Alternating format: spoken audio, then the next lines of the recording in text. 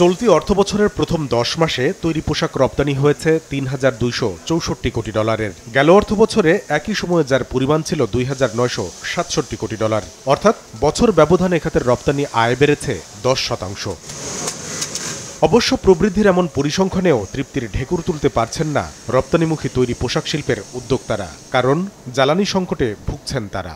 গ্যাসের প্রেশার যেখানে থাকা উচিত 10 to 15 psi, গত 3 সপ্তাহ ধরে গ্যাসের প্রেশার এখন 0, 1.5 to 2 psi থাকে। ট্যারিফের যে চ্যালেঞ্জটা আছে এটা সবার, কম আর বেশি, কিন্তু এই যে আভ্যন্তরীণ গ্যাসের সমস্যা কিন্তু সবার না, সেটা বাংলাদেশের সমস্যা। গত মাসে আমাদের এক্সপোর্ট মাসাল্লাহ অনেক ভালো হয়েছে, কিন্তু এই মাস থেকে 5 to 10% কমে যেতে পারে।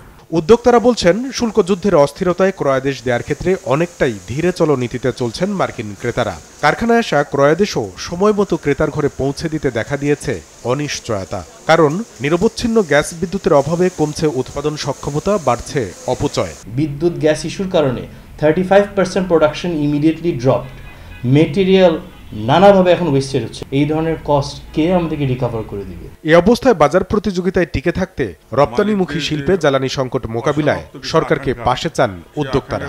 এটা ভয়াবহতা সৃষ্টি হয়ে গেছে ইতিমধ্যে ভাইয়াদের কাছে, যে তোমরা নির্বিচ্ছিন্ন বিদ্যুৎ গ্যাসের অভাবে আমার প্রোডাকশন তোমরা দিতে পারতেছো না, সেহেতু আমার শিপমেন্টটা ডিলে কবে ভাবো, সেটা কোনো নিশ্চয়তা নেই। ক্ষতি যেটা হওয়ার হয়ে গেছে, এটা ক্ষতিটা কিভাবে রিপেয়ার করা যায় সেটা নিয়ে কাজ করতে হবে, এবং ভবিষ্যতে যেন এই ধরনের সিদ্ধান্তহীনতা না থাকে। 2 কার্গো বা 3 কার্গো বাড়তি এলএনজি আপনাকে আনতে হবে, এটা জানেন। ফরেন কারেন্সি রিজার্ভ যেহেতু ঠিক ছিল, কেন আমরা আনলাম না? অর্থনীতিবিদদের পরামর্শ, রিজার্ভের হিসাবে ঘুরে দাঁড়ানো অর্থনীতিকে টেকসই করতে প্রয়োজনে এলএনজি বাড়িয়ে সচল রাখতে হবে কারখানার চাকা। এখন বেশি দাম দিয়েও জ্বালানি পাওয়া যাচ্ছে না। কাতা সহ অন্যান্য উৎস থেকে আমরা যদি দ্রুত এলএনজি না নিয়ে আসতে পারি, তাহলে সেক্ষেত্রে কিন্তু আমাদের রপ্তানি বাধাগ্রস্ত হতে পারে।